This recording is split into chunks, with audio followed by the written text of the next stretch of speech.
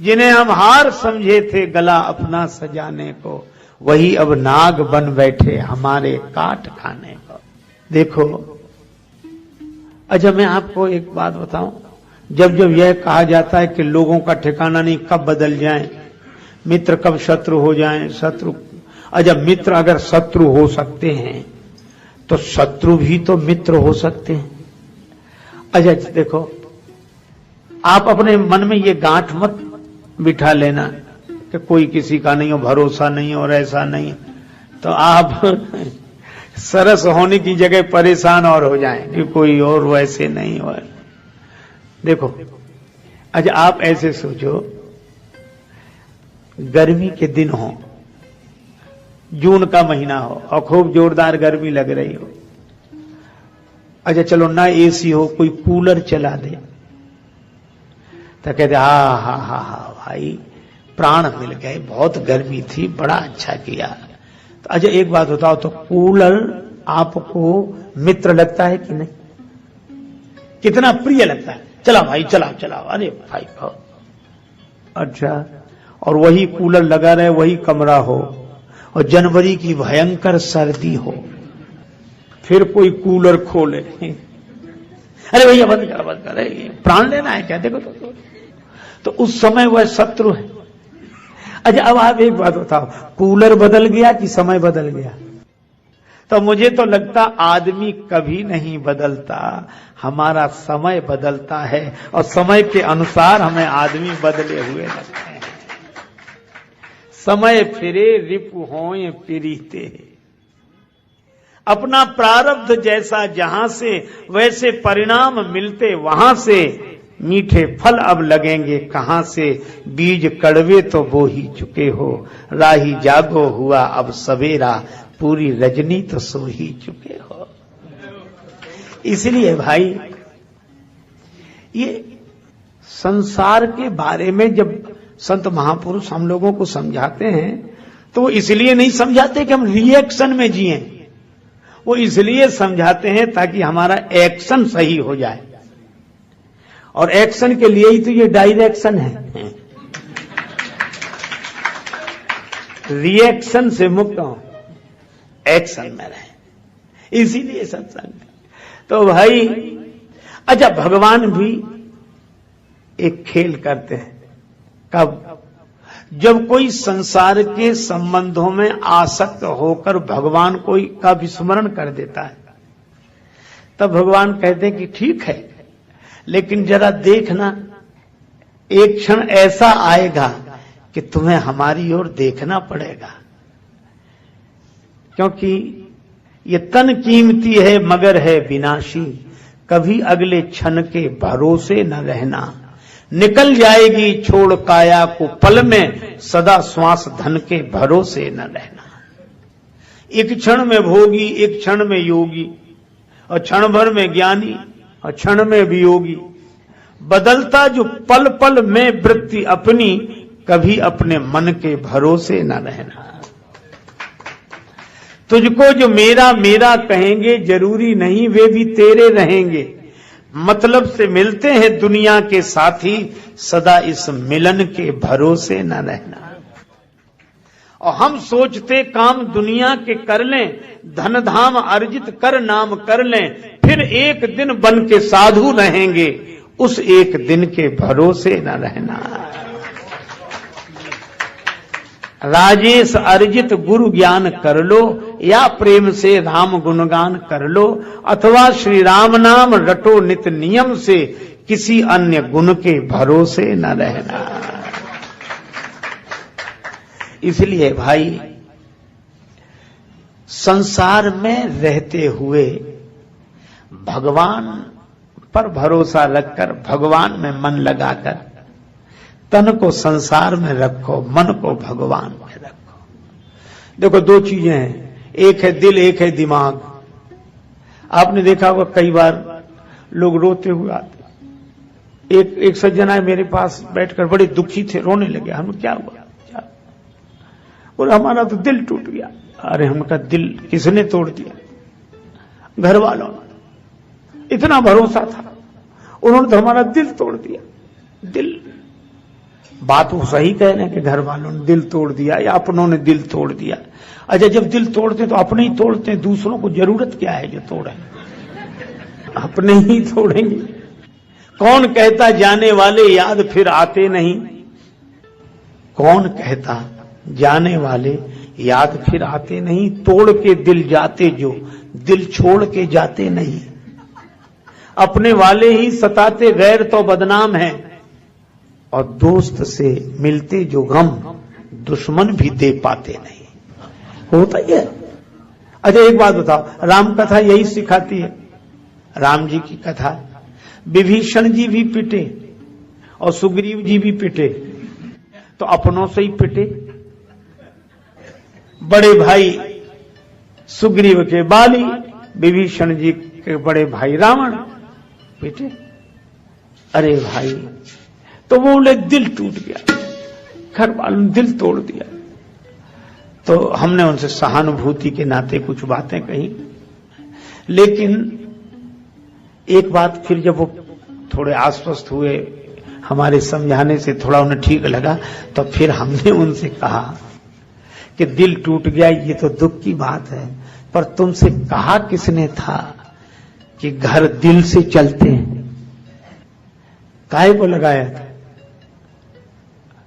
तो बोले फिर करते क्या? हमने कहा देखो एक सीधी सी बात है, ये घर दिल से नहीं दिमाग से चलते हैं। संसार में दिमाग से रहना चाहिए, संसार में समझ पूर्वक रहना चाहिए। तो फिर क्या करें? हमने कहा दिमाग से संसार में रहो, घर में रहो, परिवार में रहो, और दिल से भगवान में रहो, यही जीवन की है। लेकिन भगवान में हम अकल लगाए, भगवान में तो ऐसी अकल लगाए हैं कि वो हैं भी कि नहीं, आज तक विचार कर रहे हैं। दुनिया पर विश्वास और भगवान पर विचार होना चाहिए कि दुनिया में रहें तो विचार पूर्वक और भगवान में रहें तो विश्वास पूर्वक। देवकी माता ने विश्वास कर लिया कि मेरे भाई जैसा महान कोई नहीं है। इतना बड़ा होने के बाद नंगे पांव मेरे रथ का सारथी बन गया। बहन को कितना चाहता है, कितना चाहता है। पर सच्ची बात यह है कि संसार में कोई किसी को नहीं चाहता, सब अपने को चाहते हैं और अपने लिए ही सबको चाहते हैं। यह नियम है। भगवान ने कहा अच्छा, भगवान श्री कृष्ण ने सोचा कि पहले माता का ही भ्रम दूर करूं।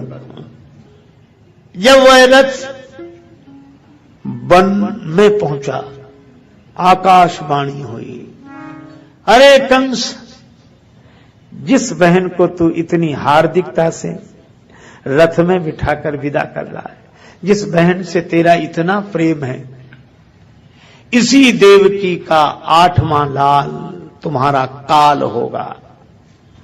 इसी देवकी का 8वां बेटा तुम्हें मिटाएगा, तुम मरोगे। बस इतना सुना तो अभी देवकी के हाथ जोड़ रहा था, मुस्कुरा मुस्कुरा कर देख रहा था।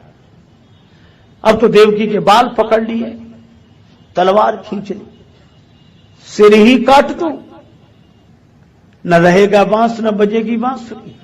देवकी ही नहीं रहेगी तो लाल कहां से होगा, और लाल कहां से होगा तो हमारा काल कहां से होगा।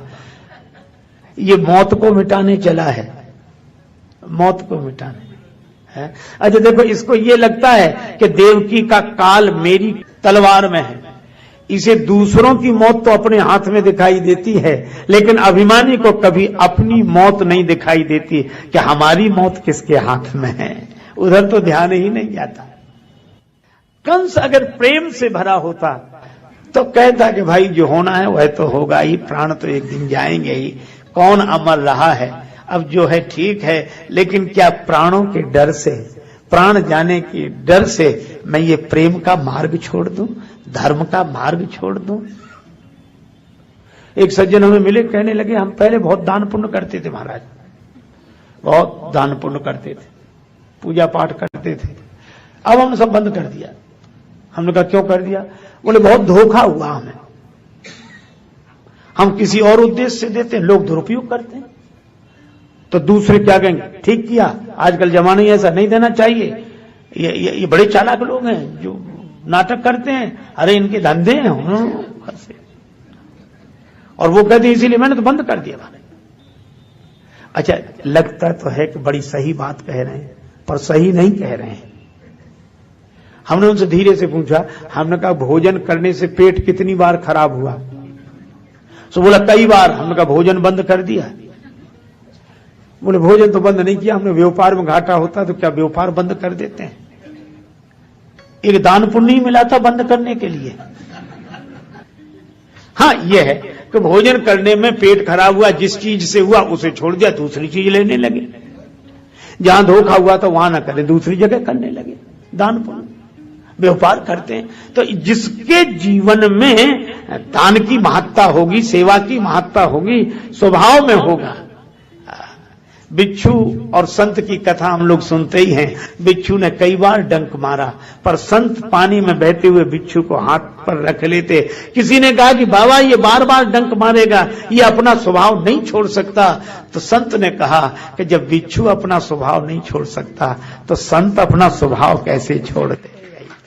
यह है असली प्रेम।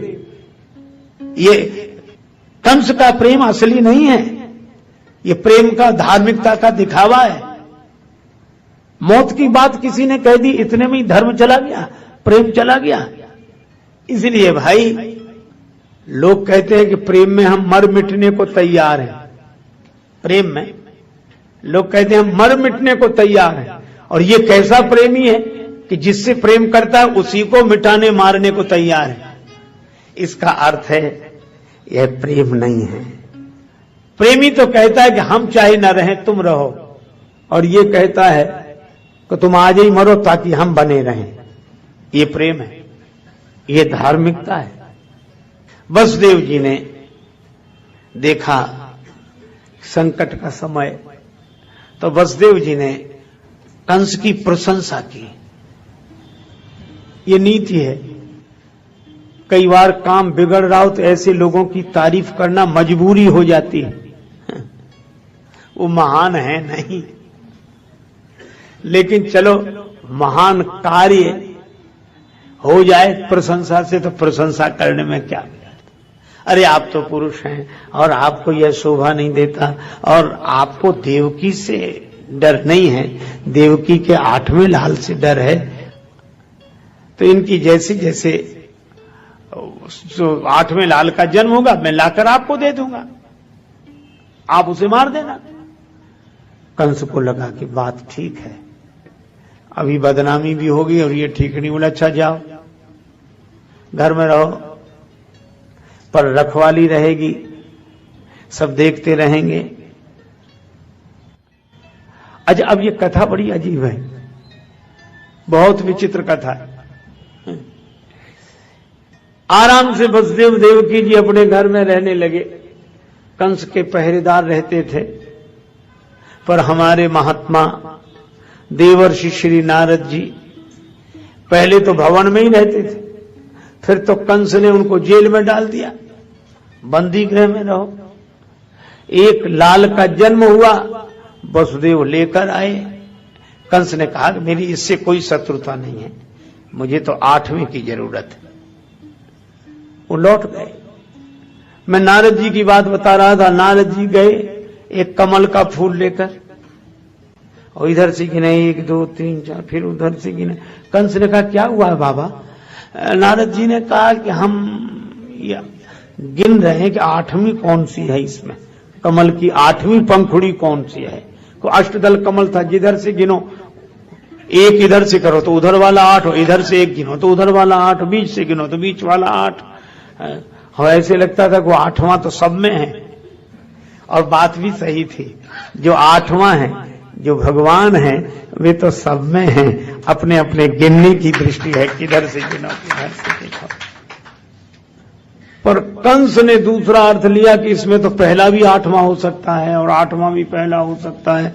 तो उसने कहा कि अब एक को भी नहीं छोड़ेंगे, मिटाओ, सबको मारो। अच्छा, अब ये बात बड़ी अजीब लगती है कि नारद जी ने और विचित्र काम किया, भी बेचारे बचते भी उनको और देखो, कभी कभी अटपटे ढंग से काम करने होते हैं। जैसे एक आदमी के हाथ में हुआ फोड़ा, थोड़ा ही उठा था, तो डॉक्टर के पास गया कि डॉक्टर साहब ये फोड़ा देख रहे हैं, अभी थोड़ा ही उठा। डॉक्टर बोला ये गोली ले, खा लेना, बैठ जाएगा। वो लाया, गोली खाई नहीं उसने, अब फोड़ा हो गया बड़ा। फिर गया कि डॉक्टर साहब, तो हम गोली दी थी, वो बोले वो तो हमने खाई नहीं। बोले अब ये बैठेगा भी नहीं, अब तो इसका ऑपरेशन करना पड़ेगा। तो फिर ऑपरेशन कर दो, का ऑपरेशन लायक हुआ नहीं, अभी हम ये गोली और दे रहे हैं ताकि और बढ़ जाए, बैठने लायक है नहीं और ऑपरेशन लायक हुआ नहीं है ना। तो अब वो जो डॉक्टर फोड़े को मिटाना चाहता है वही फोड़े को बढ़ा रहा है, ऑपरेशन लायक बना रहा है। बस यही बात है। नारद जी ने कहा कि कंस, तुम्हारे मन में जो अभिमान का फोड़ा हुआ है, पाप का फोड़ा हुआ है तुम्हारे जीवन में, वो उपदेश की गोली से बंद होने वाला तो है नहीं। और पाप बढ़ गया लेकिन ऑपरेशन लायक हुआ नहीं है, और भगवान ऑपरेशन करना चाहते हैं, इसलिए हम ऐसी गोली दे जाते हैं कि ये जल्दी बढ़ जाए ताकि ऑपरेशन जल्दी होए तो समाज का भला होता है। और वही हुआ, वसुदेव जी और माता देवकी कारागृह में, बंधन में। आजकल लोग क्या कहते हैं कि महाराज हम इतने झंझट में हैं, इतने बंधनों में बंधे हैं कि हमें टाइम नहीं मिलता, हम भजन कैसे करें, भगवान का स्मरण कैसे करें। देखो, जिन्हें भजन करना होता है वे कर लेते हैं, और जिन्हें नहीं करना होता है उन्हें कितना ही मौका मिले तो नहीं करते। ये कथा यह बताती है कि हम तो घर में रहकर भजन नहीं कर पाते हैं, घर के बंधन में रहकर भजन नहीं कर पाते हैं, और वसुदेव जी और माता देवकी तो जेल में रहकर भजन कर लेते हैं। अच्छा, जेल से घर तो कुछ ठीक ही होगा, पर यह कथा यह कहती है कि हम बंधन में रहें, जगत के बंधन में रहें, पर परमात्मा के बंधन में रहें, बंधन में रहकर वंदन करते रहें, भगवान को पुकारें, भरोसा रखें। इखलाक में जो दब जाए वो जेर नहीं होता, ताकत पे जो इतराए वो शेर नहीं होता, और दरबार इलाही से मायूस ना हो ऐ बंदे, देर तो होती है मगर अंधेर नहीं होता। भरोसा, भरोसा। और इसीलिए विश्वास करना बहुत कठिन। श्याम से दिल को लगाना कोई मजाक नहीं, जीते जी जान से जाना कोई मजाक नहीं। कामी क्रोधी लालची इनसे भक्ति न होए, भक्ति करे कोई सूरमा, जाति वरण कुल खोए। भगवान को याद, बस हम देखते हैं कि देखते हैं, आप कौन कहता है मुझे होश नहीं, आप देख रहे हैं, ठीक है। कितना सुंदर नाम, वसुदेव, वासुदेव, भगवान का नाम ही इसीलिए, जिनमें देवत्व का निवास हो, देव का निवास हो, देव प्रकट हो गए हो। और देव की मति कौन, बुद्धि कैसी, जो परमात्मा की हो गई हो, देव की, अपनी नहीं, देव की, जो भगवान की हो जाए। ये भक्ति और ज्ञान, जो जिसमें केवल भगवान शेष रह जाए वह ज्ञान, और जो भगवान की हो जाए जिसकी बुद्धि, वो भक्ति। ये भक्ति और ज्ञान। अच्छा, इनको बांध कौन, किसने रखा, कंस ने। ये देहाभिमान ही कंस है, पर कंस को यह पता नहीं कि कंस वसुदेव जी देवकी जी के देह को बांध सकता है, पर नेह को नहीं बांध सकता। देह बंधन में है, लेकिन इनके मन का नेह तो परमात्मा के बंधन में है। यह इसीलिए भाई, रण में वन में डगर में कहूं रहे यह देह, तुलसी सीता राम सो लगो चाहिए ने। इसलिए जिस देश में जिस भेष में परदेश में रहो, राधा रमण राधा रमण राधा रमण कहो। यह पुकार निरंतर, और यह पुकार हृदय की पुकार है। प्रभु श्री हरि स्वीकार करते हैं सदा, माने पुकार श्री हरि स्वीकार करते हैं सदा जब दिल से होती है। मगर मुश्किल तो यह है, बात ये मुश्किल से होती है। पुकार प्रभु तक पहुंची। भगवान के आने के पहले शेष भगवान आए और उनको भी भगवान की माया ने देवकी जी के गर्भ से माता रोहिणी के गर्भ में स्थापित किया शेष भगवान। अब भगवान की प्रतीक्षा। देखो, शेष भगवान पहले आ गए, भगवान बाद में आए। कभी शेष पहले विशेष बाद में भगवान, और शेष सैया है भगवान। और यही है, भगवान देवकी माता के गर्भ में आए, देवताओं ने स्तुति की, सत्य स्वरूप परमात्मा की स्तुति की। और एक बार किसी संत से किसी ने पूछा कि माता देवकी के गर्भ में भगवान आ गए, तो क्या भगवान भी गर्भ में आते हैं? और यह संस्मरण पूज्यपाद श्री स्वामी अखंडानंद सरस्वती जी महाराज के द्वारा उल्लेखित है। वे ही श्रीमद् भागवत की कथा कर रहे थे, और जब ये हुआ कि देवकी माता के गर्भ में भगवान आए तो देवताओं ने स्तुति की। तो इस प्रसंग की चर्चा पूज्य स्वामी जी महाराज कर रहे थे, तो एक श्रोता खड़े हो गए कि भगवान भी गर्भ में आते हैं, फिर भगवान में साधारण आदमी में क्या अंतर रहा? भगवान भी गर्भ में आए, भगवान कोई हमारी तुम्हारी तरह है भगवान। तो पूज्य स्वामी जी महाराज बताते थे कि हम कुछ उत्तर देना चाहते थे, कुछ बोलते इसके पहले ही पूज्य श्री उड़िया बाबा जी महाराज विराजमान थे, तो उन्होंने श्रोता को उत्तर देने की जगह उसी से प्रति प्रश्न कर दिया। वह उसने पूछा कि क्या भगवान भी गर्भ में आते हैं, माता के गर्भ में आते हैं भगवान? तो उड़िया बाबा जी ने कहा, क्या भगवान माता के गर्भ में नहीं है?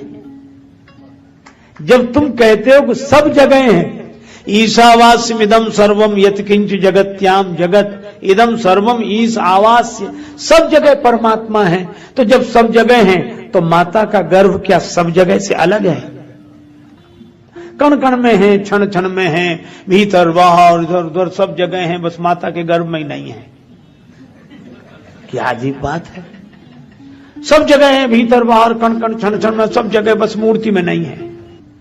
अरे भाई, भगवान सर्वत्र हैं, सब में हैं, सब जगह हैं। और इसीलिए तो भक्ति स्वतंत्र, भक्ति इसी अर्थ में स्वतंत्र है। देखो, आपको मामा की भक्ति करनी हो तो वहां जाना पड़ेगा जहां मामा है, मां की भक्ति करनी पड़े तो वहां जाना पड़ेगा जहां मां है, बाप की भक्ति करनी तो वहां जाना पड़े जहां हैं पिताजी।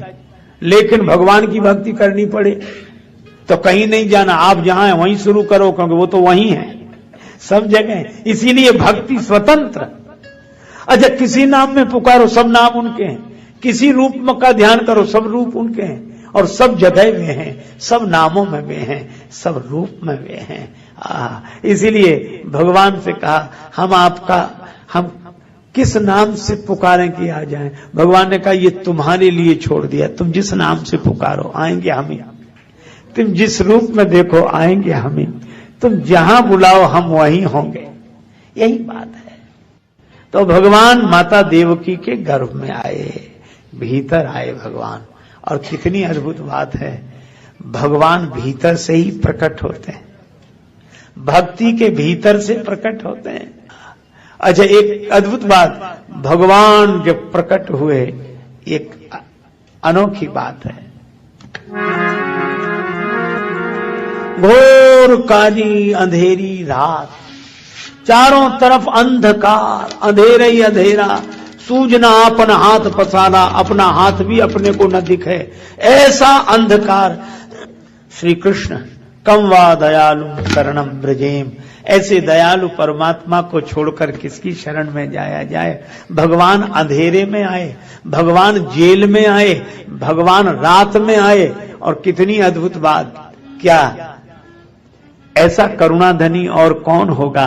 अगर कोई जेल का बंधन तोड़कर उन तक नहीं पहुंच सकता, कोई बंधन तोड़कर उन तक नहीं पहुंच सकता, तो वे करुणाधनी बंधन स्वीकार करके आ जाते हैं उद्धार करने के लिए, कि चलो तुम हम तक नहीं पहुंचते तो हम तुम तक पहुंचेंगे। वही बात है, श्री रामचरितमानस में उल्लेख है, जटायु जी के पंख कट गए, धरती पर पड़े थे, पर आंख बंद किए, राम राम राम। किसी ने जटायु जी से कहा, अब तो आपके पंख कट गए, अब भगवान तक कैसे पहुंचेंगे, यह तो दुर्भाग्यपूर्ण रहा। जटायु जी ने कहा, यह तो सौभाग्य है। क्यों? पंख होते तो जिम्मेवारी मेरी थी कि उड़कर भगवान के पास जाऊं, और पंख नहीं रहे तो अब जिम्मेवारी भगवान की है कि वे चलकर मेरे पास आए। अब तो भगवान की जिम्मेवारी है, अब मेरी नहीं है। वसुदेव देवकी जी भी यही सोचते हैं कि अगर जेल में न होते तो जिम्मेवारी हमारी थी कि हम भगवान के धाम में चलकर जाएं, भगवान के तीर्थों में चलकर जाएं, लेकिन अगर हम जेल में हैं तो अब भगवान के पास जाने की हमारी जिम्मेवारी नहीं है, अब तो भगवान को हमारे पास आने की जिम्मेवारी है। अब भगवान का दायित्व है कि वो आए। अच्छा, एक बात है, मैं क्या कहूं, मारीच जा रहे थे, हिरण बनकर आए थे, भगवान पीछे चले तो मारीच भागे आगे और देखे पीछे।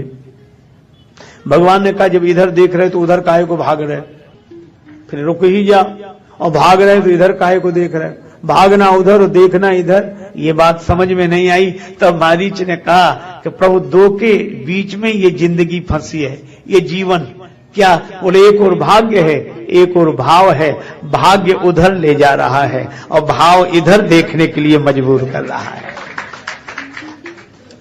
तो भगवान ने कहा कि क्या देख रहे? मारीच ने कहा, सन्मुख होई जियो मोहि जबहि, जन्म कोटि अग नासों तबहि। ये सुनकर आया था आपकी शरण में। भगवान बोले, शरण में आए थे तो भागे क्यों? बोले, दूसरी बात याद आ गई, आप यह भी तो कहते हैं मोहि कपट छल छिद्र न भावा, और मैं हूं कपटी इसलिए भागा। अच्छा, कपट तो आपसे दूर भागता ही है, इसीलिए मैं भाग रहा हूं। भगवान ने कहा, अच्छा सो तो ठीक है कि भाग तो रहे हो, लेकिन इधर क्या देख रहे हो? मारीच ने कहा कि ये देख रहे हैं कि मैं तो आपके पास नहीं आ सकता क्योंकि कपटी हूं, लेकिन मैं ये देख रहा हूं, क्या आप भी मुझ तक नहीं आ सकते?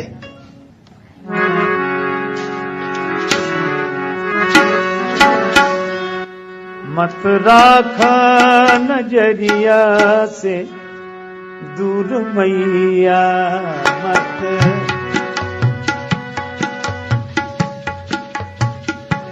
मत राखो नजरिया से दूर मैया, मत राखो।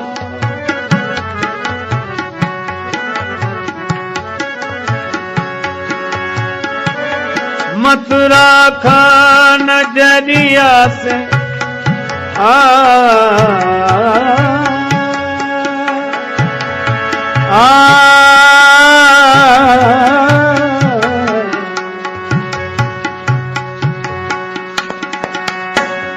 राखा नजरिया से दूर मैया, मत राखा नजरिया से दूर मैया, मत राखो नजरिया से दूर मैया, मत राखो।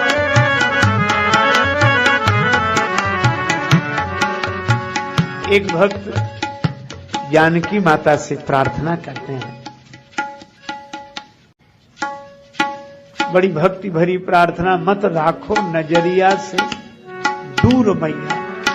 इसी पद में वे कहते हैं, हम तो तोहरा माया के बस में, हम तो तोहरा माया के बस में, माया के बस में, माया के बस में। लेकिन तू काहे मजबूर मैया, तू काहे मजबूर मैया, मत राखो नजरिया से दूर मैया, मत राखो नजरिया से दूर मैया, मत।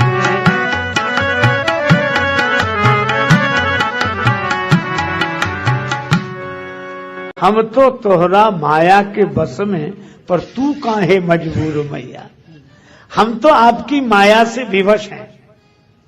यही हनुमान जी ने कहा, तो माया बस फिरे भुलाना, ताते मैं नहीं प्रभु पहचाना। हम तो आपकी माया के बस में हैं, लेकिन भगवान आप भी हमें भूल गए। आपको कौन सी मजबूरी है। और मारीच ने कहा कि हम पीछे मुड़कर यही देख रहे हैं कि हम तो आप तक नहीं पहुंच सकते, लेकिन क्या आप भी हम तक नहीं पहुंच सकते। यही वसुदेव देवकी जी का भाव कि हम तो मजबूर हैं, हम तो आप तक नहीं पहुंच सकते, लेकिन क्या आप भी हम तक नहीं पहुंच सकते।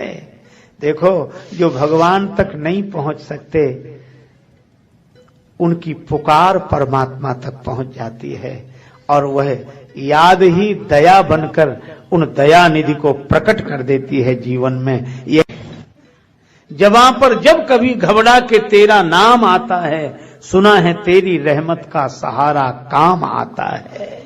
नाम है। और वह समय आया, भगवान प्रकट हुए। अच्छा, कब? रात में। क्यों? देखो, रात में अपने को भी कोई सहारा नहीं दिखाई देता, अपना हाथ भी अपने को नहीं दिखता, और अपनों का भी सहारा नहीं दिखता। सब सो रहे होते, सब सो रहे हैं रात में, अपना हाथ भी अपने साथ नहीं। जब इतनी घोर निराशा हो, उस निराशा के अंधकार में जब कोई सहारा ना हो, तभी सर्वेश्वर भगवान प्रकट होकर कहते हैं कि हम तुम्हारे हैं, चिंता मत करो। चिंता, निराशा की अंधेरी रात में जहां आशा का कोई दिया न जल रहा हो, उस अंधेरी निशा में स्वयं भगवान प्रकट होकर कहते हैं कि मैं हूं तुम्हारे साथ, चिंता मत करो। तुम जेल छोड़कर हम तक नहीं आ सके, तो हम अपना धाम छोड़कर तुम्हारे पास जेल में आ गए। अगर तुम जगत के बंधन से ऊपर नहीं उठ सकते, वंदन कर सकते हो, तो चलो कोई बात नहीं, हम ऊपर से नीचे उतरकर तुम्हारे जगत में आ जाते हैं, तुम्हारे पास आ जाते हैं। ये भगवान की करुणा है, ये अवतार है। ऊपर से नीचे उतर, अवतार। इसलिए सीढ़ी को कहते हैं अवतरणिका। अच्छा, सीढ़ी के दो पाए, एक नीचे एक ऊपर। एक आदमी छत पर खड़ा था, बोले इन सीढ़ियों से ऊपर आ जाओ, हम मिल जाएंगे। तो कई लोग चढ़ गए, एक आदमी बड़ा कमजोर, बोले साहब हम तो नहीं चढ़ सकते। तो ऊपर वाले ने कहा फिर हम तक नहीं पहुंच सकते तुम। तो उसने कहा कि इन सीढ़ियों का उपयोग क्या केवल ऊपर चढ़ने के लिए होता, नीचे उतरने के लिए नहीं होता। तो ऊपर वाले ने कहा कि होता है। बोले तो इन सीढ़ियों का आधार लेकर जो ऊपर चढ़ सके सो ठीक, जो नहीं चढ़ सके तो इन सीढ़ियों का आधार लेकर आप ही नीचे उतरा। तो ये संकेत क्या है? ये साधना ही सीढ़ी है, और इसके दो पायदान है, दो सीढ़ियां हैं। कौन सी? एक नाम, एक रूप, और ऊपर है परमात्मा। वे कहते तुम नाम रूप से ऊपर उठाओ तो हम मिल जाएंगे। तो जो समर्थ हैं वे नाम रूप से ऊपर उठ गए, परमात्मा तक पहुंच गए। लेकिन भक्तों ने कहा हम निर्बल हैं, हम नाम रूप से ऊपर नहीं उठ सकते, तो तुम ही नाम रूप लेकर नीचे उतर आओ तो बड़ी कृपा होगी। तो जो नाम रूप से ऊपर उठकर परमात्मा तक पहुंच गए वे ज्ञानी जन हैं। पर भक्तों के लिए भगवान अपना कोई नाम और रूप लेकर प्रकट हो जाते हैं, ये अवतार है। और वही हुआ, भगवान प्रकट हुए। एक बार एक सज्जन से चर्चा हो रही थी, तो ऐसी विनोद की बात है, तो उन्होंने हमसे कहा कि आप राम जी के भक्त हैं। हमने कहा हाँ, अगर हैं तो तुम अपनी बात कहो। बोले आपके राम जी तो दिन में आए, पर कृष्ण भगवान तो रात में आए, क्यों आए? तो मुझे विनोद में एक बात सूझी, अरे हमका उनको रात में आना ठीक। बोले क्यों आए? अरे हमका चोर तो रात में ही आएंगे, दिन में थोड़े ही आते हैं। चोर तो रात को ही आएंगे, दिन में थोड़े ही आएंगे। सो मैंने तो विनोद में कहा था, वो ऐसा कैसे कहते हैं, और कृष्णस्तु भगवान स्वयं, और आपको पता उन्हें कोई नहीं पकड़ पाया। हम कहा वो चोर कैसा जिसे कोई पकड़ ले? अरे बोले वो रातों रात चले भी गए। हम कहा चोर सवेरे तक थोड़े ही रहते, रात को ही चले जाते हैं। लेकिन भैया ये है तो विनोद की बात, और भगवान कैसे चोर हैं। नवाम भुज श्यामल कांति चौरम, श्री राधिकाया हृदयस्य चौरम, अनेक जन्मार्जित पाप चौरम, चौराग्रगण्यम पुरुषम नमामि। ऐसा चित चोर कौन? श्री कृष्ण प्रकट हुए और कहा क्या? मैं निर्धन का धन, निर्बल का बल, दीन जनों का सहारा हूं, बंदी गृहवासिनी मातु सुनो, मैं अष्टम लाल तुम्हारा।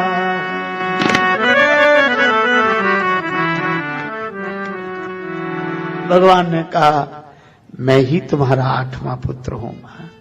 प्रकाश हो गया। निराशा के अंधकार में नारायण प्रकट हो जाएं तो प्रकाश हो ही जाता है। भगवान का दिव्य दर्शन हुआ। माता देवकी जी को, वसुदेव जी को सभी आनंदित हुए। अच्छा, भगवान भी बड़े विलक्षण, कहने लगे गोकुल भेजो। वसुदेव जी ने कहा कि भेजें तो तब जब हम खुद जा सकें। ये देख रहे हो हथकड़ी, पांव में बेड़ी, हम कैसे ले जाएं? हम तो खुद बंधन में। भगवान बोले नहीं, हमको तो ले चलो, ले चलो, हम यहां नहीं रह सकते, हमें लीला करनी है। अच्छा, लीला कहां होगी? लीला तो गोकुल में होगी। अच्छा, गो कहते इंद्रियों का, इंद्रियों का कुल जहां है, इंद्रियों का समूह जहां है, भगवान की लीला तो वहां होगी। जहां आंखें उनका रूप देख सकें, जहां श्रवण उनकी वाणी सुन सकें, जहां रसना उनका प्रसाद ले सके, वाणी उनका कीर्तन कर सके, हाथ उनको प्रणाम कर सके, चरण दौड़कर उनसे मिलने के लिए चल सके। इंद्रियों का कुल, गोकुल, वहीं लीला होगी। इसलिए मुझे यहां ये अंतःकरण में प्रकट हुए तो प्रकाश हो गया। अब गोकुल में लीला होनी है, वहां भेजो। वसुदेव जी ने कहा ये हथकड़ी, ये बेड़ी। भगवान ने कहा तुम एक काम करो, क्या? हमें सिर पे बिठा लो, बस। ना हथकड़ी देखो, ना बेड़ी देखो, ना कोई समस्या देखो। क्या? बोले हमें सिर पर बिठा कर देखो, फिर चमत्कार देखो। और कितना बढ़िया संकेत है। भगवान ने कहा कि कितना ही बंधन हो, कितनी भी समस्या हो, परेशान ना हो, भगवान को सिर पे बिठा के देखो। तो वसुदेव जी बोले बिठाएं तो, पर बिठाएं किसमें, यहां तो कुछ है नहीं। तो एक संत ने कहा कि अनाज साफ करने वाले सूप में भगवान को बिठा लिया वसुदेव जी, और सूप सिर पे रखा। कहा कि भगवान के लिए ये एक बोला ऐसा कोई वर्णन नहीं है। हमने कहा ना भी हो, पर ये बात बड़ी सार्थक है। भगवान सूप में ही, क्यों?